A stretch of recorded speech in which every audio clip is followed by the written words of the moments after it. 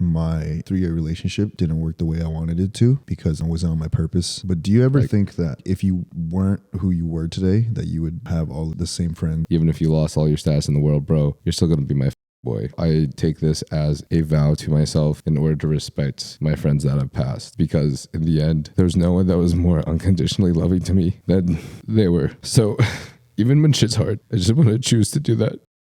Welcome to Transparent. I lived a lonely and suicidal childhood, subject to bullying, racism, and body shaming. This upbringing led me to do anything I could in my power to try to become a better man, even at the cost of my own health. Had there been something that I wish I had, that would be a community, a friend, and to truly see that I wasn't alone. Had there been something that I wish I had known, it would be that true happiness comes not from the validation of others, but from the validation of self. This podcast isn't intended to promote the use of substances such as PETs, but to open up with guests about our experiences and in all aspects truly see that we aren't alone. We are in this roller coaster of life together. Oh, yeah. Oh, yeah. That's so dope. Fuck. Larry fucking go. Now, Niga. No, Niga. Now, Niga. Thanks for having me, man. Brother from another mother. Larry Gao, TikTok star, face of the Asian American community. If you want to put it that way, sure. What did you get your degree in again? I got my degree in kinesiology, and I was going to become a physical therapist. Oh, hell yeah. That was like the job that, it was like the safe job for me. You know, It's the job that my mom wanted me to get. Right. And I think after volunteering at like so many hospitals and getting so many hours, I realized that's not what I really wanted to do. But I was still going to stick with it because it's a reliable job, you know. So, but it wasn't what I really wanted to do. Mm-hmm. I didn't really know what I wanted to do, but now I do. But now you do. Now I do. Yeah. Oh yeah. And I found it coincidentally through COVID. Yeah. Isn't that crazy, bro? Yeah. In a weird way, I kind of did the same. In a weird way, I kind of found my stuff through COVID too, because my shit didn't really blow off till like the beginning of 2020. Really? Yeah. Because I remember you were already pretty prominent on social media before 2020. I think I had like 100 to 200 before 2020. Oh, really? But then like the beginning of 2020 happened, and I don't know, I just started posting like at home workouts. Yeah. Like I told you earlier, like that one photo I saw of you for the first time. I was like, bro, this guy looks so sick. Thanks, dude. Like a Greek god going to raise. Thanks, bro. Fuck. That means a lot. Yeah. I think I saw that like 2019. Probably. Yeah. That sounds about right. I don't usually look up to a lot of like people in the fitness industry, but you were definitely one of them. Yeah. 'Cause I was like, oh damn, he's Asian too. And I like really related to that as well. Mm-hmm. So yeah, because there's not a lot of Asians in the fitness community. Exactly. At least, I mean, there's more now, but never there really is more has now, been. But it's still, I think it's still pretty uncommon, you know? Mm-hmm. Yeah. So we're trying to change the game. Yeah. We are. Slowly but surely. Hopefully maybe with the help of Bart Kwan and Gio. Well, anyways, so you've been through quite a bit, and your life has changed immensely since then, which is pretty crazy. Yeah, the past 2 years has been pretty crazy. Tell me a little bit about that. Well, again, I started making videos during COVID with my boys from back home, Chove and Coleman. Dude, that was so hilarious, man. That first video I saw you guys. Thanks, man. Wait, which one was it? The one where you guys are like, yelling at the camera, like, oh yeah, like you're like hyping, the person up. The dramatic sound effect. They removed that sound now, so if you go back to my videos, it's just mute. So it's just like no sound, but just like me making like mad facial expressions. But yeah, we started making content daily because we had nothing else to do. And then I think that specific trend that you just mentioned, it took us off. And I think I gained like 300,000 followers on TikTok. And then I started posting that on my Instagram reels. And then that literally took me from like 15K followers to like 200, 300K like in a month or two. That's insane. And then that's when, you know, like the sponsors started reaching out, like Young LA Gorilla. And yeah, I was just like, I think a year and a half into it, I was like, I think moving to LA is probably the move for me, just through the connections and everything, you know, because I felt we were growing, but I felt very stagnant making content in the Bay, because there's not a lot of creators out there in the Bay. No, there's not. Compared to LA, it's night and day difference. And so I decided to move here. It's been about a year now, because I moved last November. So yeah, it's going to a year. Fuck yeah. Yeah. Dude, but I think that was the best move for you, for sure. So too. I really do. So too. Something someone told me, especially back in San Diego when I was telling him about thinking about moving to LA, which is absolutely true because it's something I've seen myself, right? Is a lot of the connections you make, yeah, you may follow some people on social media, but a lot of the real connections you make and the opportunities that you get tend to be when you meet them in person, right? Yeah, and for sure. And it makes sense because you can't really capture the energy of somebody or their intentions through text, through the face of social media, you know, through your phone. It's a lot more difficult. Whereas like in person, it's like you can really tell not just what their intentions are, but whether or not you actually like vibe with them. Yeah, for sure. So I think doing so was definitely an amazing choice for you. Thanks, man. Even though I know it was hard in some places. Yeah, right?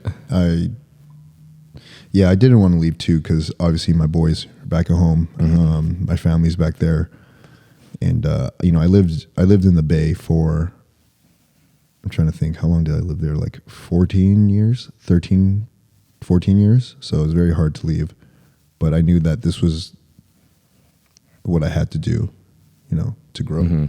So yeah, I don't regret my decision at all, and I'm really glad I did do it. Fuck yeah. Yeah, it was like, I feel like I should have moved way earlier, but I was like going back and forth between staying and then moving, you know? So I ended up deciding to move, and it was probably the best decision I ever made. So, yeah. Happy you moved too, bro. Thanks, bro. Yeah.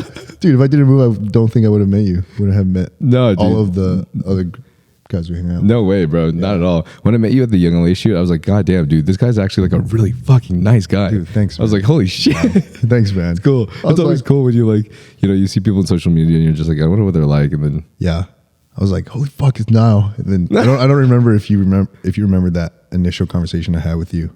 I was like, oh, yo, are you Nyle? And I was like, I fucking love your like workout videos. Oh, Did you remember that?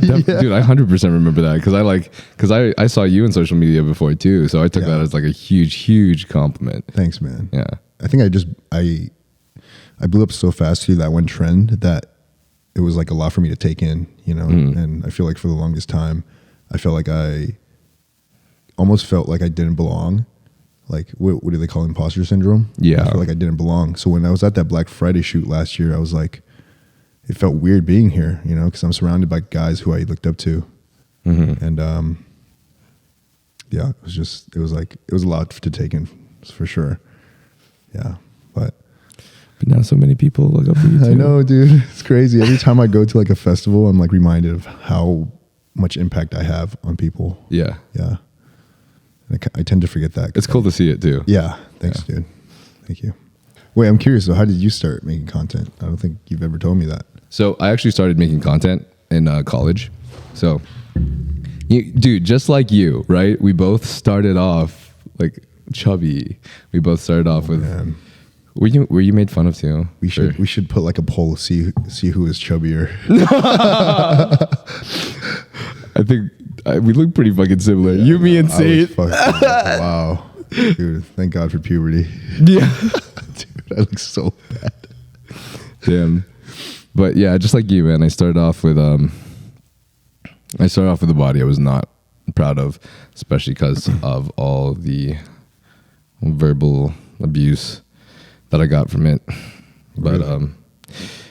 Yeah, I just started like really being super overly self-conscious about my body and then doing things that were not healthy. Like when I was like younger, when I was 12, my mom like said this one thing that just made me snap, and I just started like, I honestly just started going to the restroom and Like I would just try not to eat for days, and if I ate something and I felt like I was fat, then I would like start trying to throw it up, and it was just, it was a pretty bad start. Yeah. But because of that, I went on a journey of like gaining a fuck ton of weight and then losing it. I lost 40 pounds that first month, and then I would gain a fuck ton back again, and I was on this really terrible cycle, and that made me realize like, fuck, this is wrong. I'm not doing it the right way.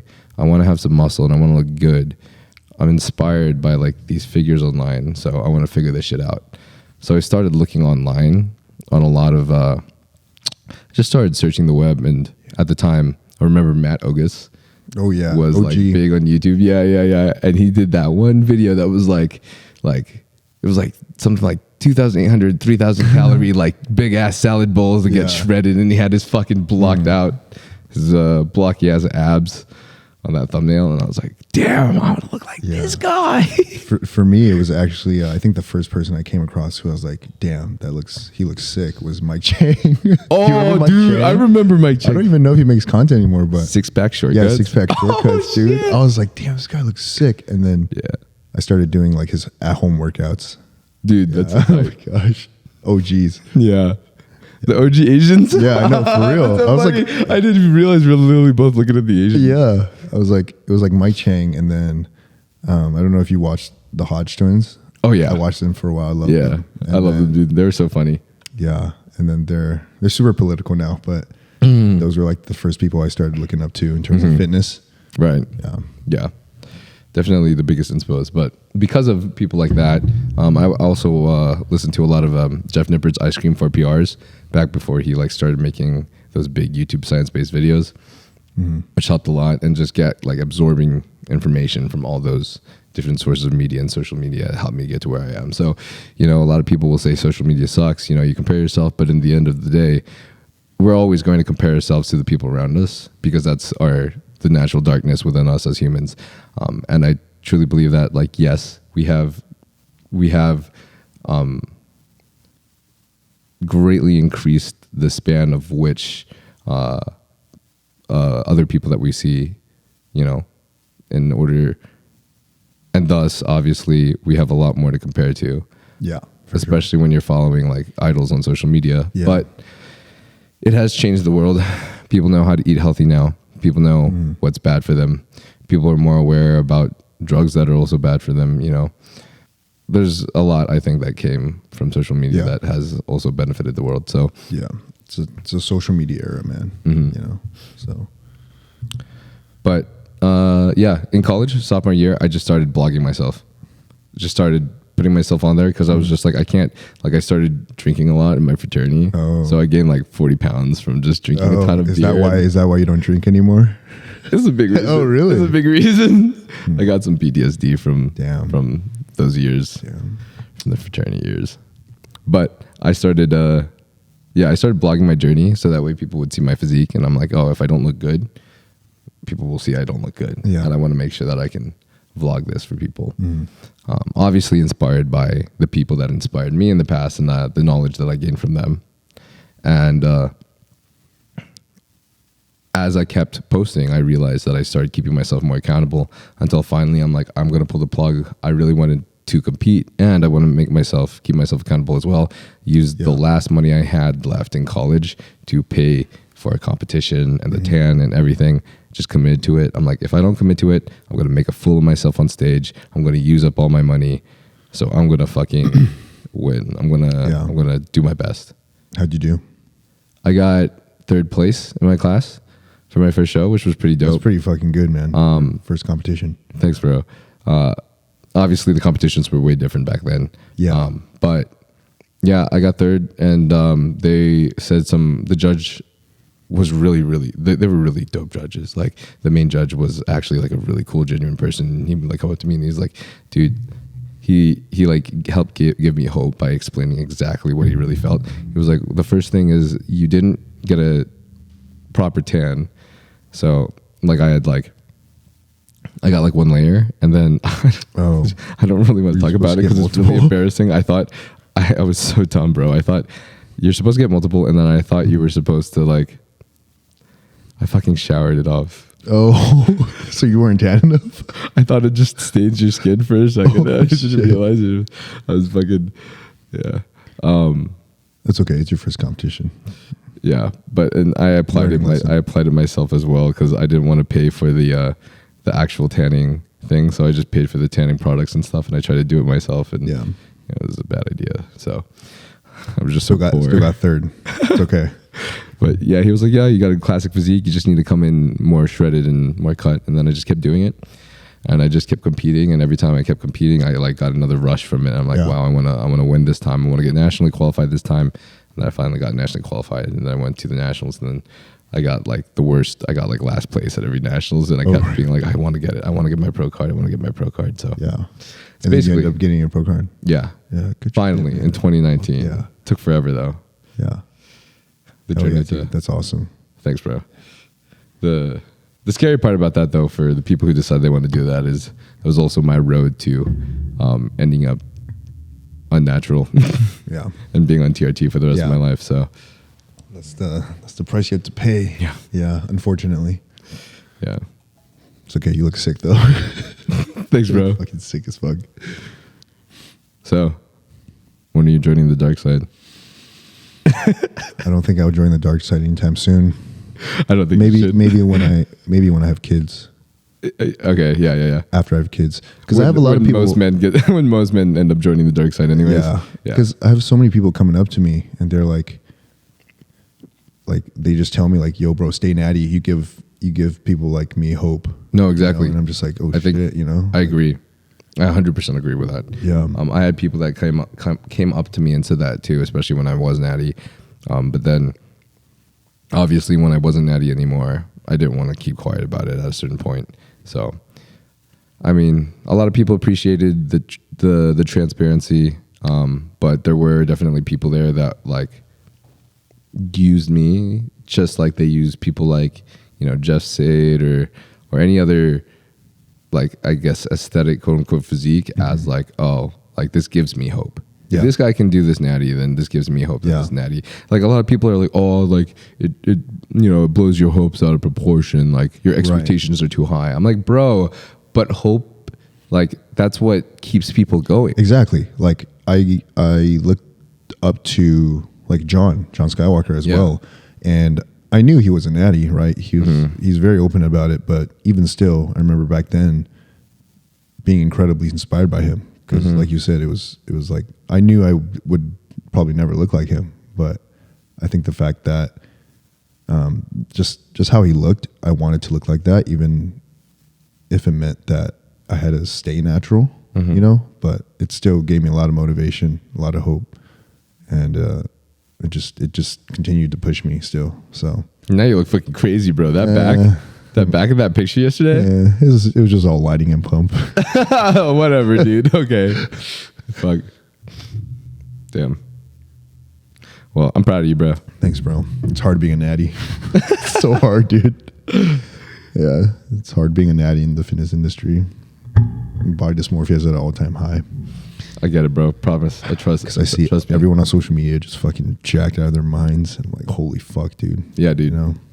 Like 3-4 nationals I would go to, natty as fuck, and I would just look at the guys around me, and I'd be like, how? Yeah. The fuck, dude? Are you serious? I'd be like looking at them, and I'd just be like, why did I just waste the last 16 weeks suffering, like fucking suffering for this shit? And it was like a really miserable feeling. So it's very discouraging. Yeah, I can only begin to imagine how that feels like. The only thing I hope is that by coming open about things like this, I know that I am normalizing things a little bit, and I know that there's bad things that come with that as well, but I'm just really hoping that at least this gives people a little bit more clarification, and thus they're not like looking at people that are just way out of their league thinking, why the fuck do I look like shit? You know what I mean? So I guess that's the other side. That's the other side. Fuck, dude. It's a mind fuck. It is. Shit. So I was curious though. So I'm curious. Do you have like, what are your plans, I guess, right now? What are you thinking that, I know that you were interested in possibly creating a company? Maybe? Yeah, I mean, I want to for the longest time, I've been thinking of coming out with like a supplement line, and then later branching into like clothing. But I definitely want to come out with a like anime pre-workout fusion. Dude, you got to. Yeah. So you got to. I'm currently working on that. That'll be super sick. Yeah, I know. I can't wait to have that up and running. Yeah, but I actually might do a physique show next year just for just for fun. Do it. My whole thing is like I'll try anything just once. Yeah. And I've already done a powerlifting meet, and I haven't done a physique show, so I'm like I'd be curious to just try it out and push myself. You know, bro. Like, especially if I have a goal I set for myself and I try to reach. I think that'd make for some good content too. Yeah, dude, it would. It would. Show. Everyone would follow your journey. You would look fucking crazy, man. You would look. You think so? Sick as fuck. Yeah, of course. I think so. You know, I got your back, dude. No matter what. I know you do. Yeah. If you need any help, dude, I will literally fucking be there. I mean, bugging. I'll fucking so coach much. you. I swear to God, I will. Sick. I'll fucking get you looking insane. Okay. All right. Next year. Bet. I think I'm gonna pull the trigger on that. Bet. Yeah. All right.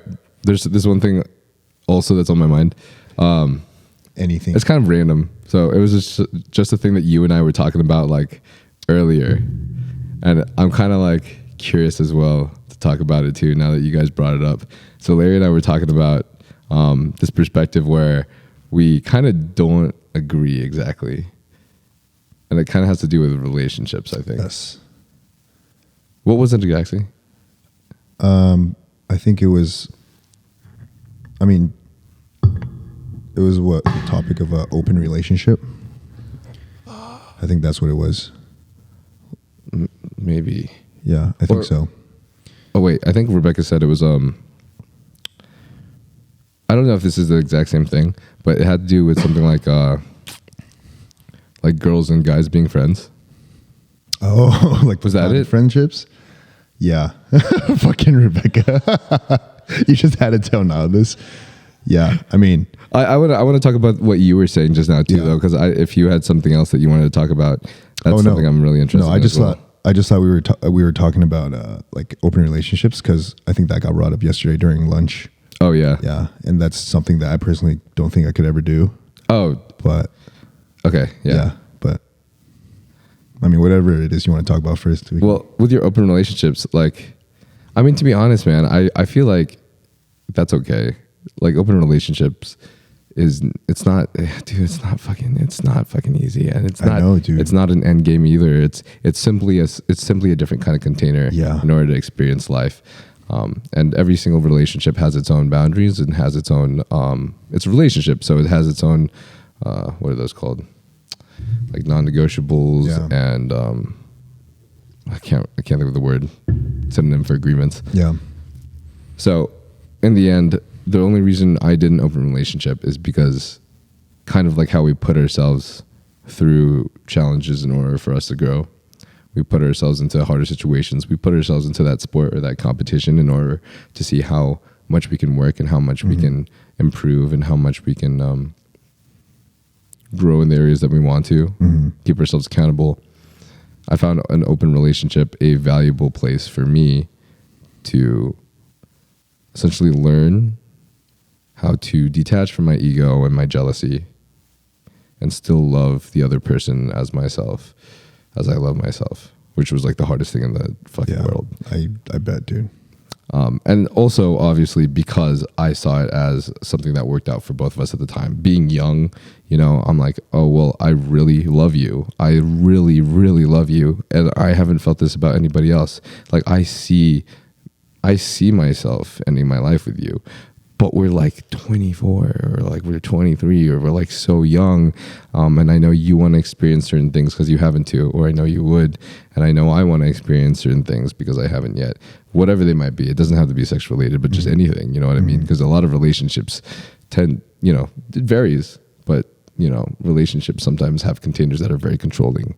Yeah. Like, oh, I don't want you to go out with your boys tonight because whatever, like, that already has changed the kind of lifestyle you would have because had that not been like that, right? Right.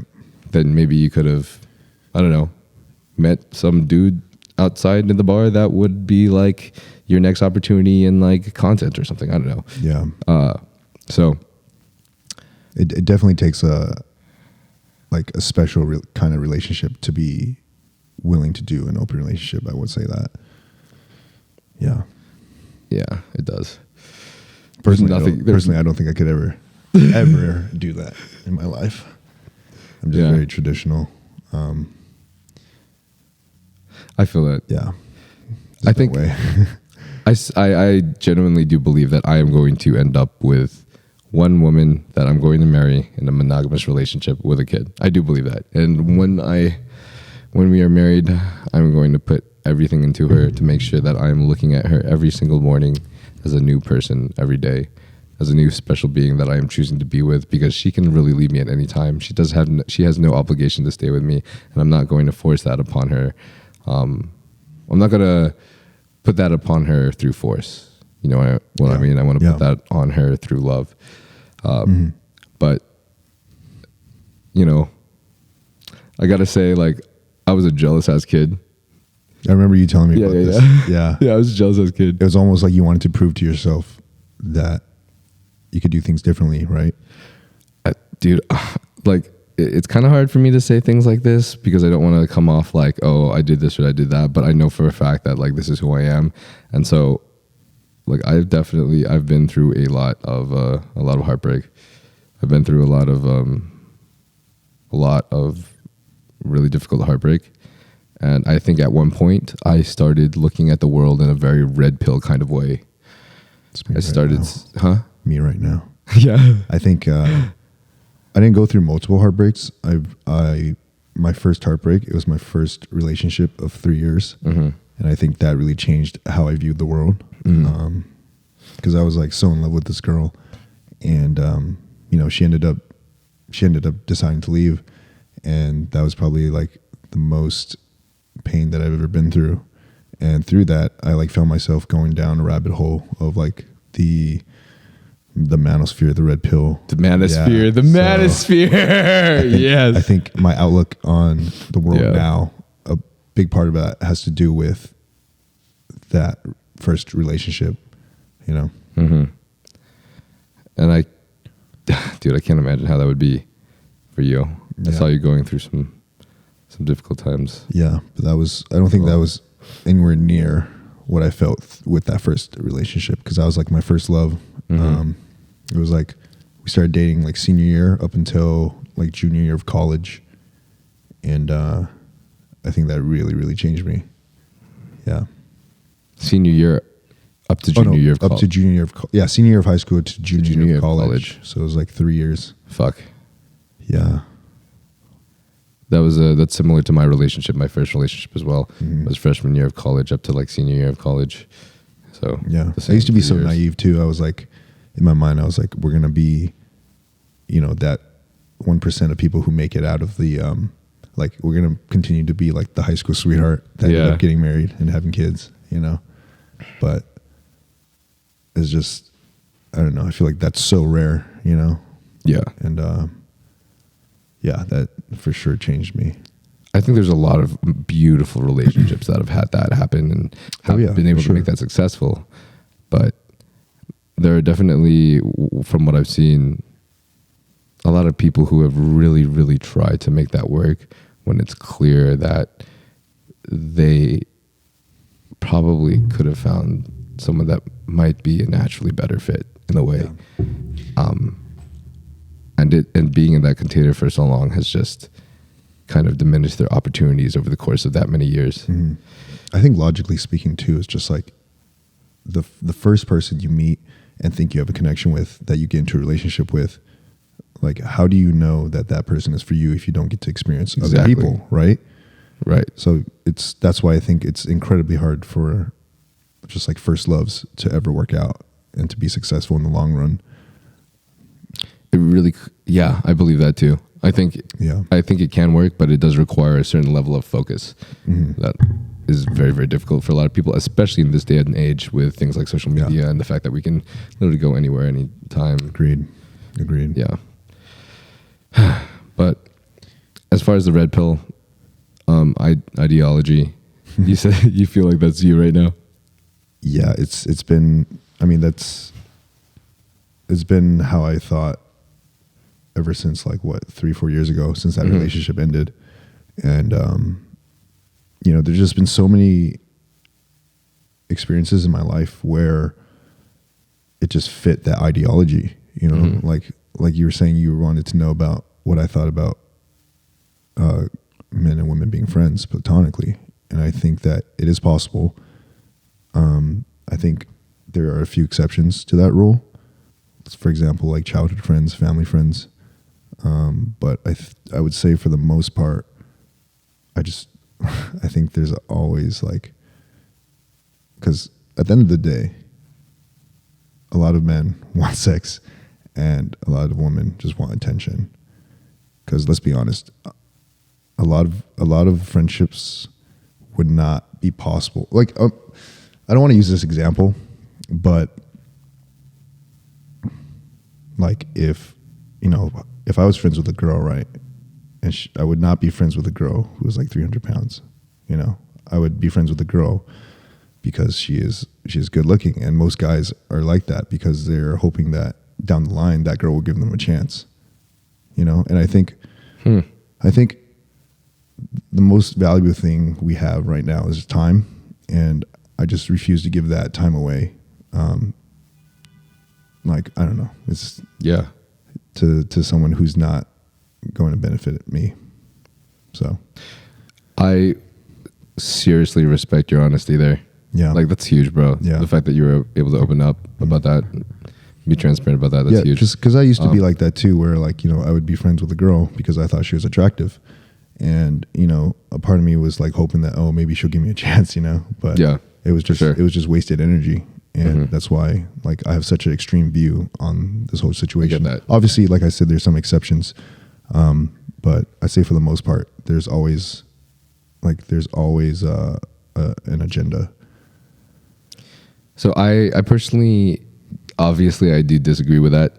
I don't disagree with the fact that, like, the tendency for a male to most likely favor the more attractive female as a friend. That definitely happens often, but 100% not 100% of the time. Yeah.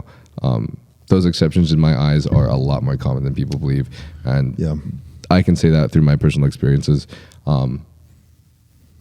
because a majority of my friends were actually female for a good amount of time, right?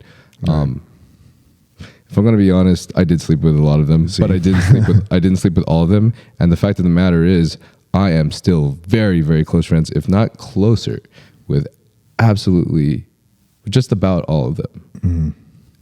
And I care about them more now after I don't give a shit about sex with them and I'm unattracted to the sex with them than I did before.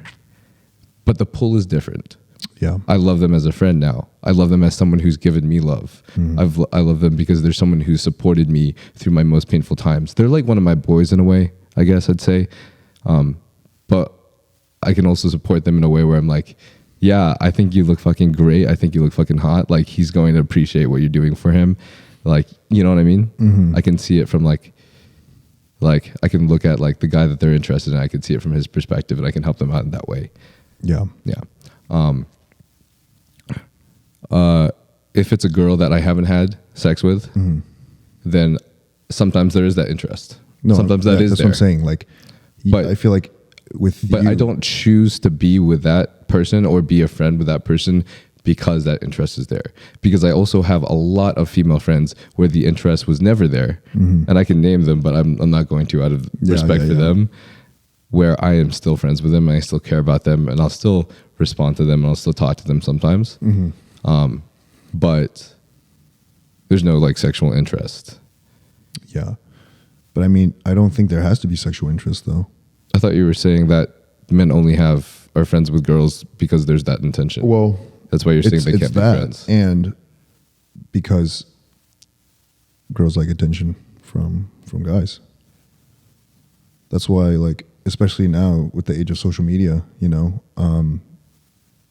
attention is everywhere, and the only way that you can make your attention more valuable now is if you're selective with how you give it, Because think about it, like social media, you can be 18 years old, you get bombarded by attention if you're a girl, right? So I don't know.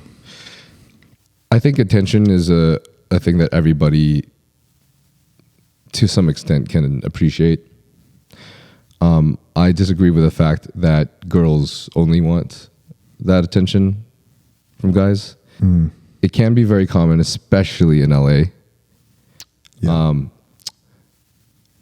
So I guess I would say that, like, when it comes to like red pill, blue pill, just like politics, just like the red and blue. Yeah. I don't freaking believe in just doing one side. Like, I think that's absolutely stupid, because a majority of America and literally has opinions and views on both sides of the plane. And so maybe I think I would say that where I stand right now is I work more in the blue pill stand, but I am aware that there are tendencies that are true for all sides. And I see it. Well, let me put it this way for you. Do you think you would still have the same relationships that you have with these people if you weren't the anime Giga Chad fucking now that you are today? I most definitely believe that the person that I've built myself to become is the person that's been able to get these relationships, right? But that's something that I kind of attach to me, because I've made those choices to become this person. So I don't really look at that in a shallow way, even though a lot of people can, especially if they're not in that position, right? Yeah. They're like, fuck, I compare myself to this person, I compare myself to that person. And it's true. A lot of people are given opportunities that a lot of others aren't. But in the day, I don't really think that me and my status or anything qualifies the fact that girls and guys can't be friends. I guess, if that makes sense. Yeah. Like, what are you exactly kind of like trying to point at in regards to like status and? Well, I mean, just like, I just feel like at the end of the day, I don't know, I just feel like a lot of relationships, they wouldn't necessarily be relationships if, like, you know, like one person was like, you know, not, if they didn't look the way they did, if they didn't have the status that they had, you know. I actually had a conversation about this with my friend the other day. I was just, because this friend of mine, she has a lot of guy friends, right? And I just hypothetically put it like, okay, would they still be friends with you if you were like 300 pounds, you know? And I just think the answer would be no. You know, I think maybe she wouldn't, right? No, I don't think the guys would be friends with her. Or they wouldn't. The guys would be friends with her if she was 300 pounds. Yeah. Right. But what about, I mean... But it's just the fact that she looks good, you know, and the fact that... You could also say that, well, here's the thing, is that the reason why I disagree with the fact that it's status and appearance, right? You're basically pointing out that it's the shallow things, quote unquote shallow things, that put guys into this perspective of like, oh, this person, this girl, is more beneficial to me. And so that's more attractive, and thus I would want to make her more of a friend. I totally see that. But I also truly believe that there are way too many variables when it comes to a human being. We are very complex creatures, right? And thus the fact of the matter is that the friends that I meet, the people that I realize become amazing people in my life, are there because we have things in common. Yeah. So if I like fitness, it's very much less likely that I'm going to be friends with a 300-pound person, because she's probably not interested in that stuff, right? That's what I've seen. So it's not, I've never chosen not to be friends with someone that's super overweight because they're overweight. It's always been like, I just never like meet someone like that, because I guess I just tend to attract the kind of people that are more like me. Right. And then the other side of that is that the people that have become friends of mine are people that I've bonded with, and bonding normally comes from connection, right? People that I have felt supported and affection from, and thus given support back. The people that I realize are there for me, quote unquote, unconditionally and no matter what. I don't know, you could debate whether or not it's unconditional love or not, but there are people that have been there for me through a lot of different things, right? If say that I lose all my social media and these friends just leave my life, then that would probably be a clear sign to me that like that guy wasn't a true friend to me. He was there for me for my status. But I have met many people that have seemed to be there for me. Yeah. In the end, no matter what I've gone through, even if I did something that was not right. And there were some amazing people. Obviously, it took great acts of forgiveness, but it did happen nonetheless. Yeah. Right. It's okay. And we can agree to disagree. Yeah. Yeah. What's your disagreement with that? I mean, I just think anything that I can, like, I don't know, just think anything that I can. Oh, Rebecca? Oh, I don't know where she went. By the way, guys, if you want to support the podcast, Young LA, code Nyle, Young LA, or Huge Supplements, code Larry. Nyle as well. Young LA, code Larry. Don't use Nyle's code. Yeah, I use Larry's code. And then transparent. I don't have very much money, and these podcasts cost me a lot, and they're definitely not paying me back anything because the views are not that great yet. So, therefore, if you guys do want to support this is the only way. It helps so much. I swear to God.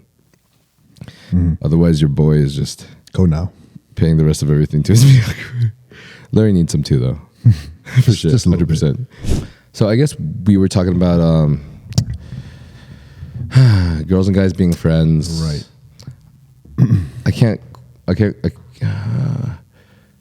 Well, I remember something I wanted to say was that when I was a kid, I had that all the time. I was this chubby little kid. I was Asian when everybody was white. I was in a place that was super racist. I was in a place that people really cared a lot about sports and like looking good and stuff.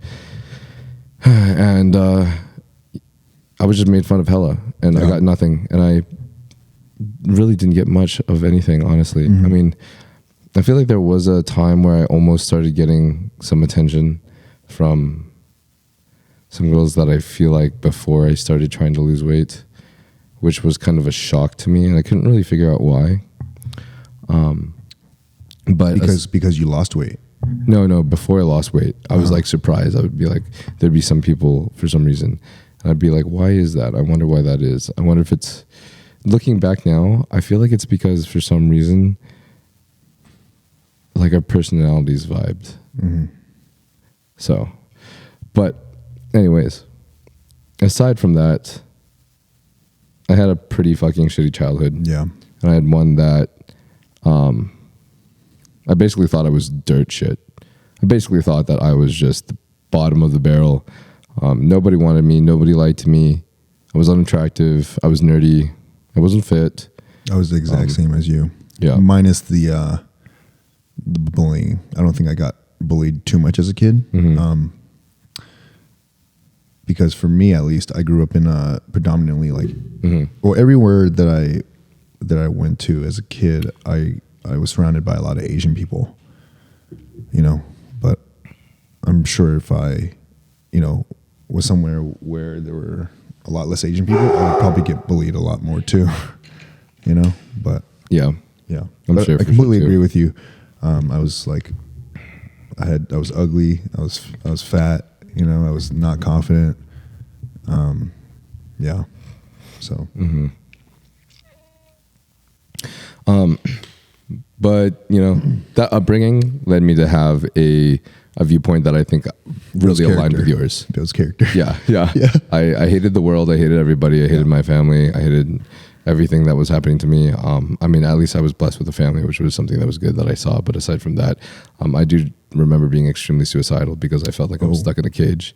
And I had a very, very bad relationship with my parents that I don't want to say this because they're amazing and I'm so thankful for them and I don't ever want to talk shit about them. This is just from my experience, from my eyes when I was little. You guys can believe whatever you want to believe about that situation, but the fact of the matter is that what I felt and I saw was, if I was not smart, if I did not achieve this, why would I deserve any love? Dude. Like why like anything. Yeah. So it just made me believe like the world is rough and you better be the fucking best, because otherwise you won't get anything. Yeah. And nobody else cares about anything like that. But then I moved to San Diego. In high school, because of that, I looked up things like PUA, which at the time was like a big thing in the manosphere, right? Nowadays, it's more like red pill is kind of like the new manosphere. But back in the days, PUA was fucking huge. And this was basically, Maru. Hey, buddy. Are they not giving you enough attention? Wow. We got you. He likes the boys now. I know. Oh my gosh. But yeah, back in that day, high school, college, I was looking up PUA. And if you guys don't know what that is, it is pickup artistry. Because I believe that girls would not want a guy unless they felt these certain things. Unless there was like a status, there was dominance, there was like you had to do this. It was almost like a program. Like you had to go through this program. Like you had to neg the person in order to like make them have feelings for you and shit. This is the shit that I truly believed. I was like, the world sucks, and in order for me to get what I want, I need to hack it like a programmer. But what my realization was, after moving to San Diego and throughout my life, meeting several people that seem to actually be there for me, like for who I am. I realized that in believing these red pill ideologies, I would get a dopamine rush every time I achieved something. Every time I got a girl or I slept with one, I would get a dopamine rush. Every time I got something because of status or I got followers and people applauded me for it, I would get a dopamine rush. But in the end of the day, when I would go home, after that dopamine rush was over, I realized I fucking felt empty. I felt fucking empty. I felt fucking lonely. Like, that feels good. But I just felt fucking lonely, bro. And then I realized I was blessed enough in San Diego these last 4 years to meet some fucking amazing people. And we can say whatever we want to say about whether or not it's status or not. But I moved to San Diego with basically like 20,000 followers and like no money. No money, bro. Yeah. I was fucking doing I had to put myself through some shit that I was very uncomfortable with in order to make some money for that first year. And there were people that were fucking there for me. There were. And I realized that you could tie this to the rave community. You could tie this to Molly or whatever. Yeah. Putting an influence on people. I do believe that some drugs, such as like, such as psilocybin or LSD, to a certain extent, can open a person's mind into like believing that like love is the answer to everything. Because I align myself with that view, that the same view that like Lex Friedman. Have you ever listened to him, the podcaster? I haven't. He's this professor at MIT, and he's fucking amazing, and he believes that love is the answer to everything. Super dope. But after meeting these people, I realized that not only can there be people out there that, after our experiences that we've had together, and now they know who I am as a human being inside, whether I lose my external things, love me for me and will be there for me. That's when I realized that if I act in love, even if I believe the red pill ideologies are true, if I am strong enough not to succumb to the feelings that I get from my human darkness that makes me jealous of people that have the things that are better than me, if I build strength, like my mental strength above that, and be like, those feelings are nothing because I don't give a fucking shit. I will still fucking love this person. I will still see them as, what if I was in that fucking body? I realize I don't feel so lonely anymore. Yeah. I realize like it feels like things matter a little bit more. It feels like life matters a little bit more. Mm-hmm. Like I'm not just like playing a game so I can get things for myself because the world fucking sucks. Yeah. And like what the point is what's the point of living it if we don't have everything?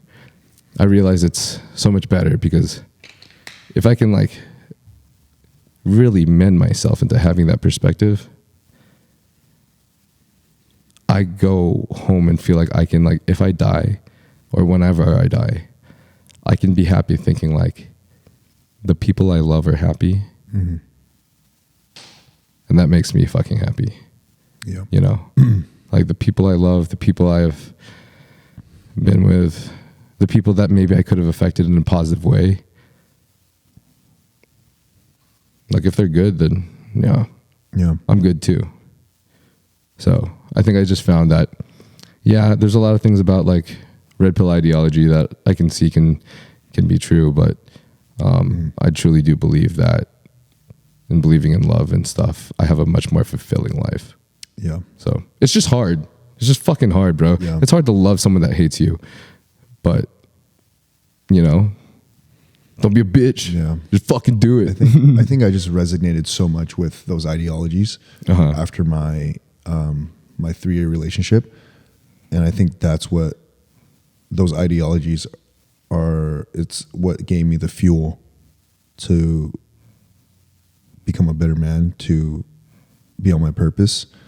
And because after that relationship, I was lost. You know, I was like, I don't know why this relationship didn't work the way I envisioned it in my head, you know, because in my head I was like, we're getting married, we're gonna have a family together, and we're gonna be like the high school sweethearts, you know, that made it to the end. And I just couldn't understand for the longest time why it didn't work out. And that's when I found myself watching these red pill videos, you know, and I resonated so much with them. And I think they gave me so much motivation to, I don't know, just like, I don't know. Bro. There's just so many instances in my life. Absolutely. Where like the dots just connected. And I'm like, this, yeah. So. Well, the fact of the matter is, and this is, I know this to be true. But the red pill ideology, that is the shit that gives a person, that is the shit that gives the man the motivation to fucking go. That's it. Like if you don't fucking believe that shit inwards, if you don't have that fucking rage, that pain, that, you know, that drive, like fuck, I just got out of a heartbreak, I'm gonna fucking lift this 400-pound barbell, you know, like that shit drives us to be better, and we will be fucking better from it. We will. Yeah. So the fact of the matter is, if you truly believe in that red pill shit and you're working hard and you're fucking whatever, then yeah, you will probably make something better of yourself for sure. But it's simply what that is a drive. And the problem with that is that as long as you believe that, you're going to continue to believe in those things that don't make you feel good. You're going to continue to believe in the things that make you hate. Now, the other side of the matter is there's a lot of people, for example, that were growing up in a family that had a lot of love. They were taken care of unconditionally. A lot of these people I see are some of the best people I've ever met in my entire life. They're so sweet. They're amazing. They're loving. They're caring. I mean, a lot of the time, most of the time I see this, right? Especially if they weren't just spoiled, but like in a like non like truly like loving way. You know what I'm saying? Yeah. Like love is different from just like giving or just like whatever. But a lot of the time, I also see that sometimes these people don't quite have the same kind of drive that a lot of people do that hold a lot of hate in their heart. Yeah. Or that believe those things. Are you saying I have a lot of hate in my heart? We've been scarred, bro. Could be. We have been, but I can't help but think that my 3-year relationship didn't work the way I wanted it to, because I guess kind of lost a bit of myself in that relationship, and I wasn't on my purpose, you know? And I think my only goal in that relationship was to try to make my significant other happy. And, you know, maybe subconsciously she knew that I was a man who wasn't on my purpose, and I can't help but think that she Well, here's the way I see it is that if you were not a man on your purpose, from the sounds of it, I can't tell you that I know you, but what it sounds like is that you didn't love yourself. I don't know if that's it. You don't think so? I don't. I think I was so focused on making her happy that. Did you love her more? Maybe when I was in that relationship, because I remember like my primary goal was to make her happy, and I don't know, maybe a part of me thinks that because she caught on to that she didn't think I was a man worthy, because I wasn't on my purpose.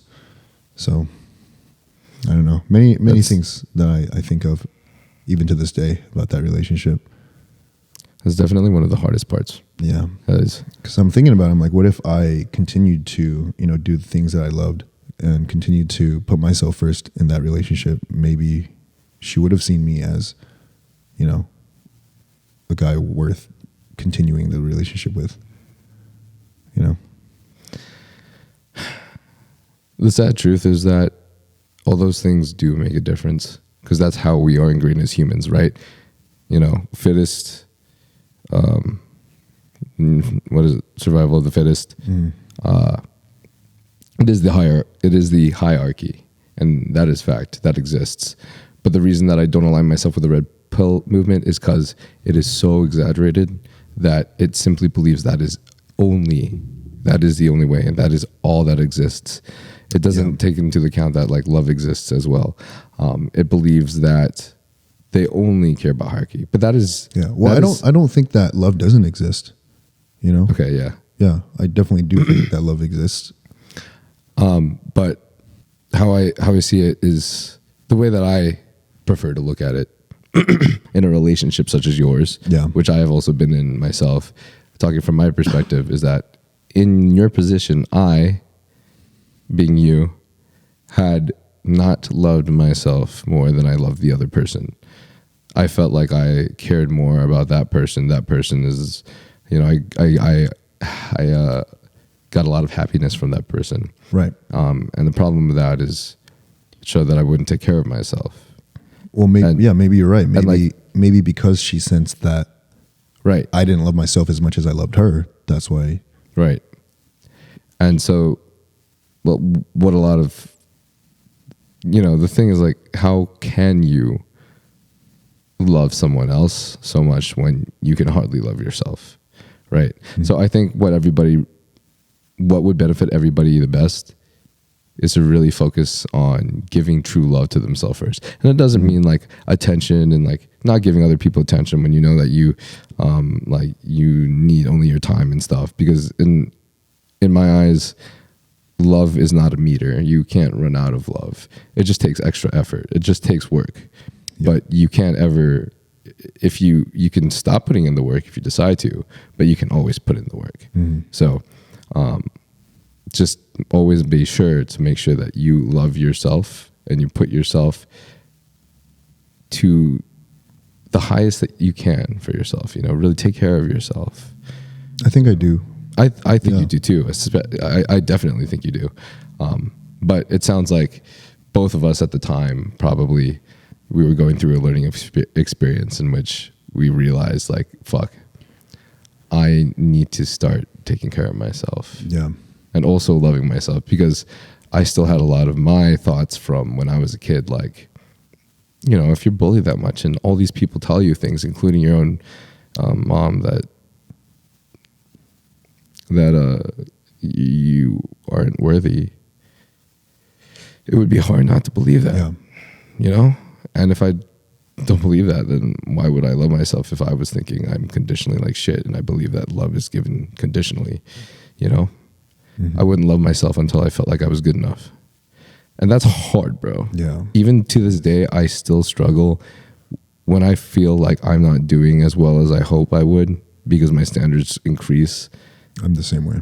Then it's like, sometimes I get so hard on myself, which is easy. It's kind of like a double-edged sword. It is good to be incredibly hard on yourself, but I think it's good to have discipline. Yeah, for sure. But it doesn't mean that, like, when I say hard on myself, I'm thinking like I'm not good enough when I'm not doing well enough. Thinking that I'm not of worth when I'm not performing to my expectations. You know, I tell myself that, like, I'm only human and everybody makes mistakes. Nobody in this world is perfect. Absolutely nobody. All we can do is try.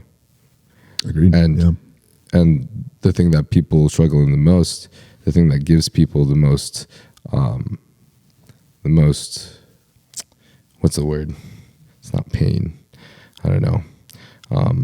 Whatever difficulty is not realizing to let go of the things you can't control. Yeah. Stoicism. Yeah. Yeah. I love stoicism. So in the end, I think you and I did the best we could for ourselves because of those things we believed. But I think now I've been able to find myself the balance of work. The world is like this. You got to make sure that you're doing well. Yeah. Versus the other side, which is don't fucking work yourself into the ground because you know that you're a human and that you still require some time to heal, some time to recharge. You still require some love given by yourself and love given to others. And you also require time with your friends. I wouldn't be here in LA right now if I didn't believe that. I swear to God. Like, I used to be like, no collab with nobody. I don't give a fuck about nobody. I want to do shit myself. I want to do this myself. And that's what I did. Yeah. I like built everything all by myself. But now I realize that, like, fuck yeah, it's cool. It was cool. And I had a lot of dopamine rushes. There was a time where I was like feeling I was on top of everything. I was on top of the entire world. But then I realized that all of that is temporary. Mm-hmm. But what's not temporary? I think what's not temporary is if you can build a truly loving family. If you can build a family around you that you love and you care for, I think that love is just, I think it's indefinite, you know? I think if I continue to give out love in the world, I believe that I will receive it back. And in doing so, I believe that I will die feeling fulfilled. Yeah.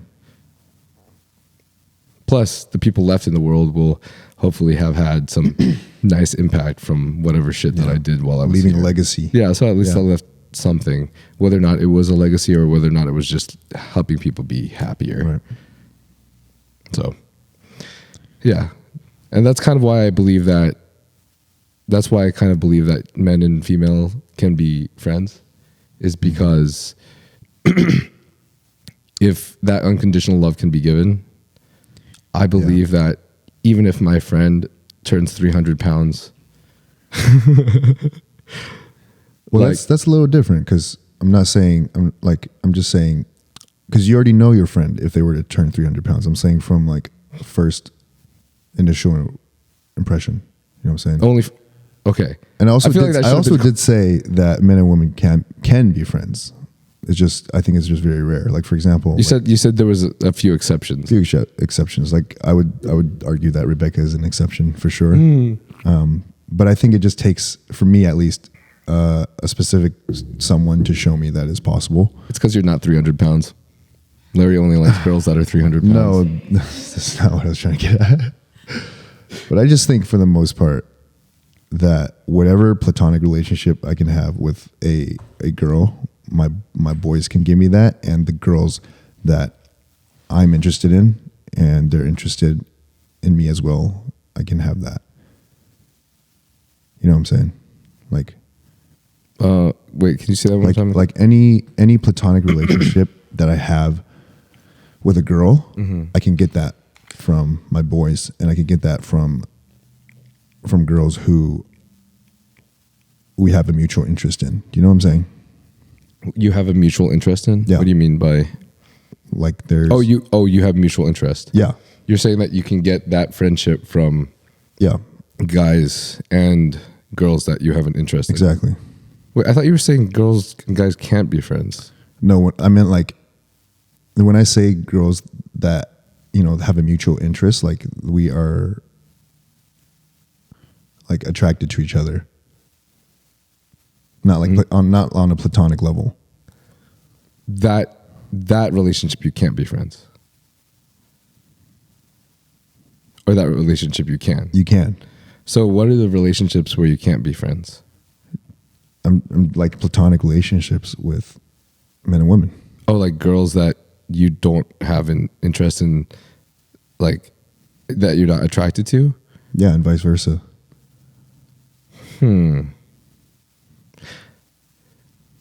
I mean, there's definitely a different feeling with the girls that I'm attracted to, but I definitely have friends that I'm not attracted to, like girlfriends that I'm not attracted to. I do too, but very few. Okay, so you can't I'm just very that's not possible. I think I'm just very picky with who I give my energy to. Okay. I think I've been in so many situations in my life where like my attention or whatever it is that I gave got taken advantage of. Yeah. And so I just refuse to believe that men and women can be platonic friends without a hidden agenda.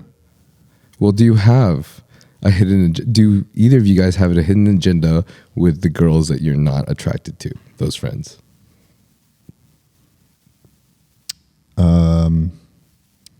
The girls that I'm friends with are that you're not attracted to. Yeah, that I'm friends with. Yeah, that you're friends with. No, there's no hidden agenda because those friends of mine I've known from childhood or through a family friend. Oh, and you were saying unless it's from childhood or a family friend. Yeah, with a few other exceptions. Like Rebecca, for example. Yeah. You're starting to have more and more exceptions. I don't know, man. I don't know. I gotcha. Yeah. I kind of see what you're saying, dude. I do. I see what you're saying. Because everything I can get from that platonic friendship, the hypothetical platonic friendship with a girl, I could also get from my boys. I can get from girls who are interested in me. Mm-hmm. You know? I see what you're saying, and it almost seems like those people contribute to you more in a way. Like they have more things that might interest you, more things you're attracted to. I guess you could put it that way.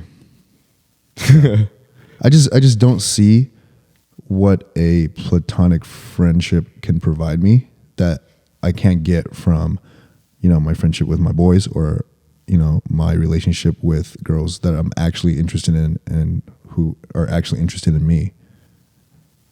Do you see what I'm saying? I do see what you're saying. If there's not something that you if I have a problem, I'm going straight to my boys. Yeah. Yeah. Because I need reasoning. I need logic. I don't need someone to just be like, oh, it's okay. Like, I was actually talking to Rebecca about this in the car the other day. Like, if I have a problem, I'm just going to go straight to my boys because they're going to give me logical reasons. They're going to give me solutions. And that's what I want. That's what I need. I don't need someone to just be like, it's okay, I'm here for you. Or, I believe these are all generalizations, though. These are more often true than not. Mm-hmm. So you are definitely speaking about the majority, but I do believe these are still generalizations. So they can't technically be said in absolutes, which is why you simply say that there are exceptions. The exceptions I think I see are just more often than I think you see them. My closest friend. Yeah. I mean, then again, it's kind of hard to say closest friend because sometimes there's like I'm close with these people equally, but just in different ways. Mm-hmm. I'm really close with all of you guys as well. But the person I'd say I was the closest for the longest is a girl who we have had a somewhat sexual intimate relationship before. Okay. But now I kind of just want to make sure that she finds a man that loves her and truly loves her for her. Mm-hmm. If that makes sense. But that wasn't a platonic friendship then. Oh yeah. No, it didn't start off as a platonic friendship. It became a platonic friendship. And that's why I believe that those can be possible. It doesn't have to be from childhood. It doesn't have to be from a family friend. It can be from just experiences that you've had together, deep experiences. Mm. And I do go for her. I go to her and I call her like every other day. And like when I have problems, I fucking tell her the whole fucking thing. Tell her the whole thing. And she's a wise one. She sees both logic and empathy. She actually has a whole Discord for mental health that she has created, and she basically is that, oh shit, she's basically like what's the word? I know, but she's doing big things in mental therapy, so she's a really amazing person. But like, you know, that's like an example that I'd say, like, for example, that my best friend is a female that I go to the most. So, but other than that, though, you're totally right. Though most of the time, our boys are gonna go to our boys. I'm a man. I think logically, yeah. I'm a man. I think logically, I need solutions, because a lot of the times, what girls will most likely do is just tell you it's okay, because they're more emotionally driven, you know, and you know, while that's great and all, like, I need solutions because I'm a dude. Yeah. And I feel like every time I have went to, like, you know, my best friend, or, you know, my boys, like, it's been fine. Well, here's the interesting thing that I see is that I like to go to both sides, because both sides give me a full spectrum of what's going on. So I go to the man and they give me a male's perspective as well as a more logical perspective most of the time. And I go to the female and they give me an emotional perspective. But the thing that's wise about the emotional perspective is sometimes I see the perspective that I haven't seen. This happened once. This happened around my breakup a year ago. I went to my female friend, and this is when I learned that, oh shit, I've been sleeping on the girls. Like, I've been sleeping on my female friends. Yeah. I go to my female friend and I tell her this thing that I'm feeling like this made me feel like shit. Like I thought this was, like, you know, out of line. And she goes, well, I guarantee you whatever she said was because from the girl's point of view, it was an emotional side that you didn't see, because you saw it from a more logical side and a more practical side. That's exactly what I'm trying to say, is that's why I go over to the females as well. Because when I see it from the emotional side, I realize that sometimes I don't have to just see a solution for myself. I then also see the compassion that I can have for the other person. And that changes my decision sometimes. Yeah. Changes the solution for me sometimes. And sometimes it's easier for me to forgive when I see that. Which obviously also clearly different changes the solution further, and thus forgiveness, you know, for me is more of a release for myself. So I actually feel happier in the end of the day. Yeah, that's fair. Yeah. So this was dope. Yeah, dude. This was dope, bro. Yeah, dude. I could talk for hours with you. Yeah. Yeah, for sure. This was cool. Oh, man. The world is hard, bro. Yeah. But we have different opinions and different ways. We're not too different. Not too different, but we're aligned in a lot of places, I think. Yeah. I think most places, most areas, for sure. I think the only thing where we differ is that you believe this is it, with a few exceptions. Right? Yeah. And that's okay. We can agree to disagree. Yeah. Completely fine. Fuck yeah. I do want to say, though, even though status and money and all these things are a dominating factor in the things that we can get in life, I want to tell you, bro. Well, I don't think that, like, that's, like, the primary thing we should be after either. Like status and money and all that. Like, I do agree with you that, like, love is definitely something that should be a priority. Well, then you probably already know what I'm going to say. But I'm fucking glad you're here, dude. And I love this family that we've created. Yeah, and me too. We fucking love you to death. And I truly believe in my heart that no matter what happens to us, no matter what happens to you, even if you lost all your status in the world, bro, you're still going to be my fucking boy. Thanks, man. Yeah. But do you ever think that, I want to ask you, do you ever think that, like, maybe, like, if you weren't who you were today, that you would, you know, have all the same friends, you know, the same? I don't believe that if I wasn't who I was today, I would have the same friends, but that's because I would be somebody different, you know? like maybe I would have the same soul and the same heart or whoever the fuck I was birthed out my mom to be, but I've built myself into this person and there's no other dimension that I'm going to be living, and so this is the person I am.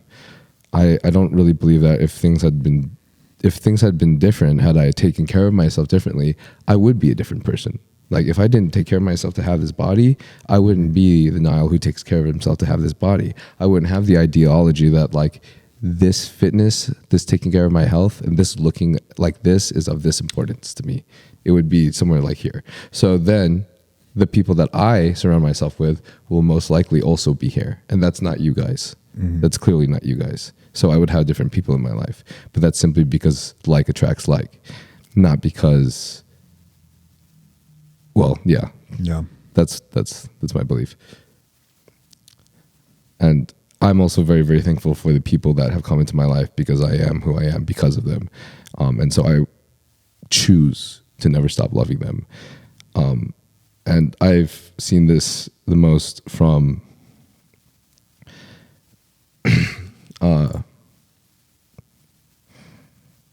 I've seen this from a lot of my friends that I have now, and even more so, I take this as a vow to myself in order to respect my friends that have passed, because in the end, there's no one that was more unconditionally loving to me than they were.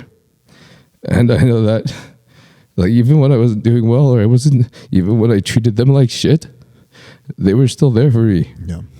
And it didn't make any sense to me. I was always just like, why would you, like, I fucking was so rude to you. Like, I was like, just looking out for myself because I was tired and I was low in energy and we were fighting. Like, why would you still, like, do this? Like, why would you still be like this?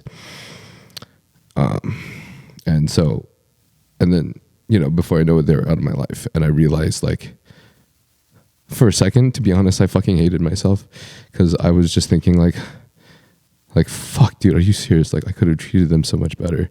Like, I could have...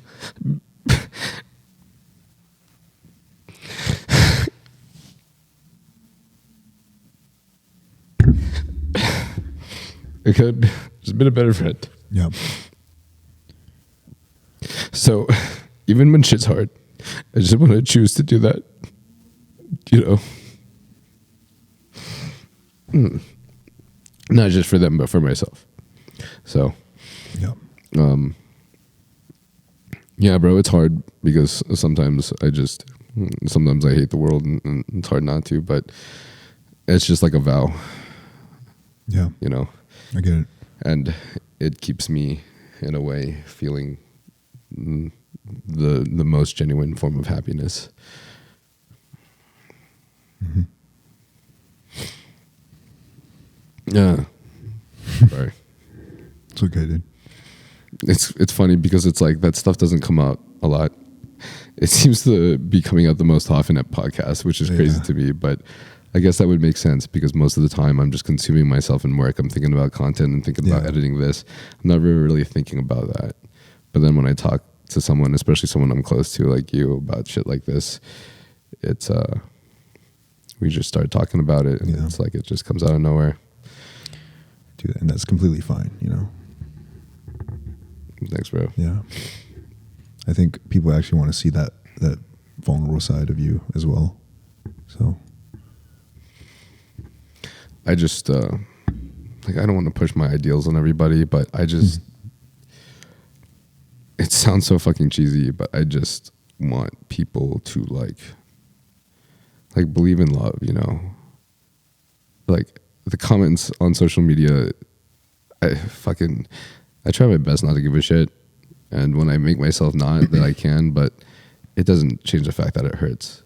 Like I posted this fucking festival video. I posted this festival video with a lot of our friends, where we were just joking around, asking girls things like, "Oh, like what body type or what's the most attractive thing that you've seen a guy wear to a festival?" and shit like that. Mm-hmm.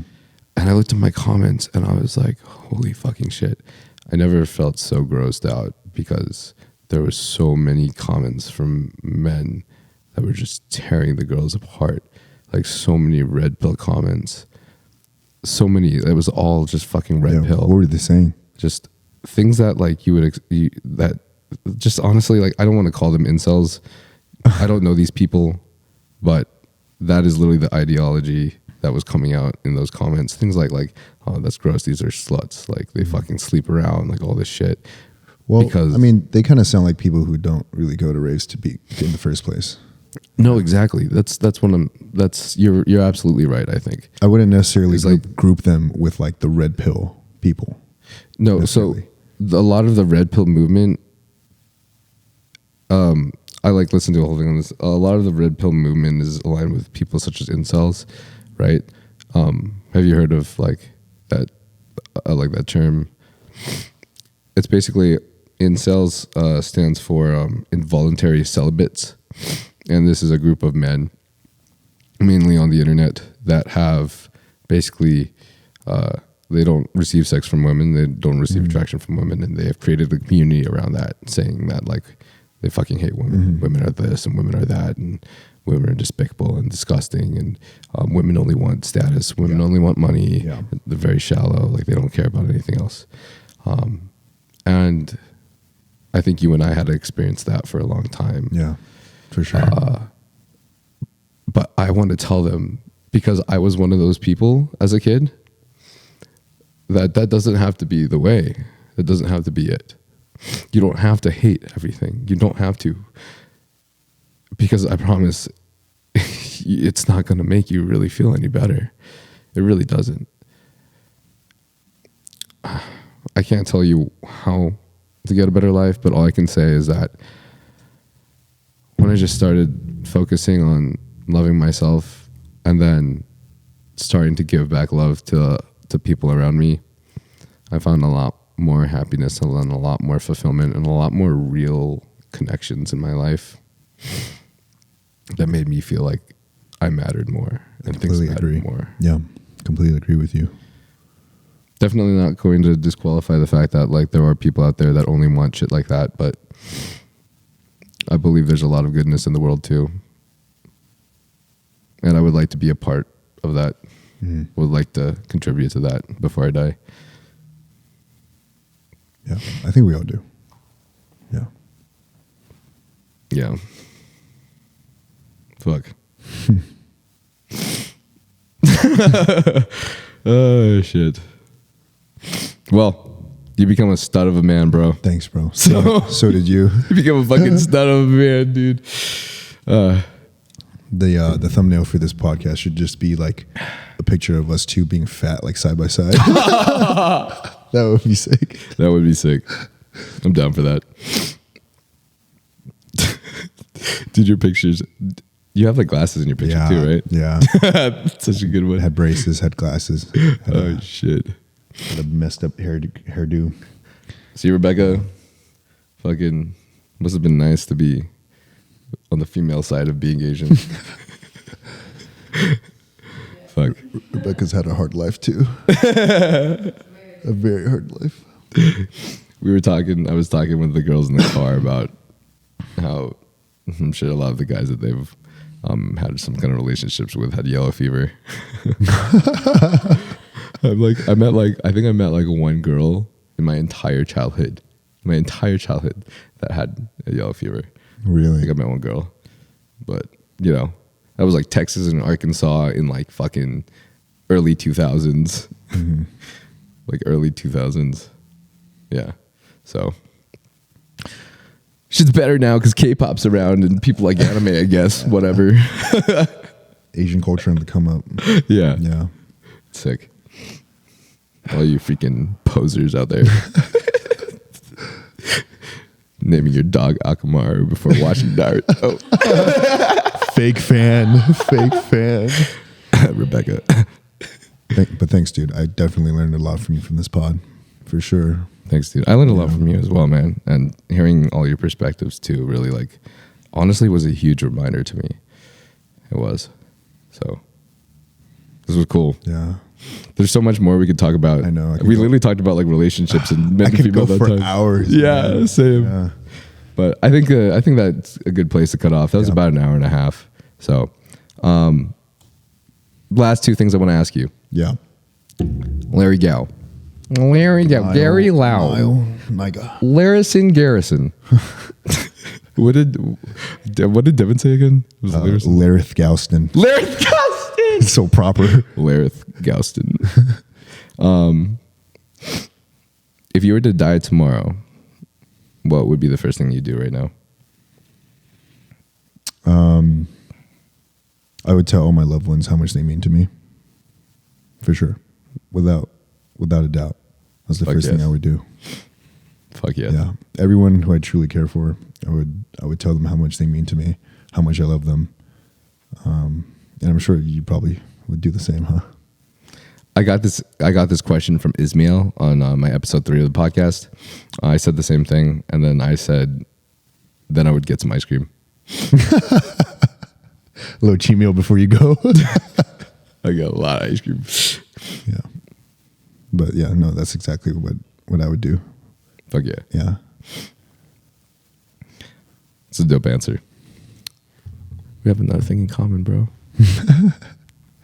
And then second would be, if you could have any superpower in the world, what would be your superpower and why?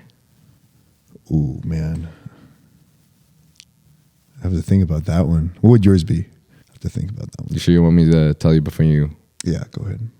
Mine was to teleport, so I could be anywhere at any time, whenever I wanted to. Just be in my I was going to say the same. I was going to say the same. Because so many times where I'm just like, I could save so much time if I could just instantly teleport. Right. You know? Right. I think mine would be teleportation too. Yeah. It's because, dude, we're too similar, bro. We live the fast life. I know.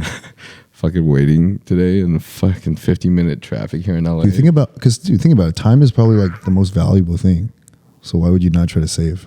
100%. You know? And teleportation, just instantly just. You and I are in the blessed place to be able to say that too. You know, we fortunately have enough money to at least keep us afloat. Yeah. So time for sure is definitely our greatest currency. Mm-hmm. You know, it's like, oh, I could be working all the time, but then, you know, I have these friends that are here doing this shit, and I want to make sure that I don't miss out on these experiences before I'm gone as well. So, because you never know when life is going to end. Yeah. Damn, Akamar, you just want to be in the shot, huh? He wants all the attention. He acts like he doesn't want the attention. He knows we're filming. But then when you...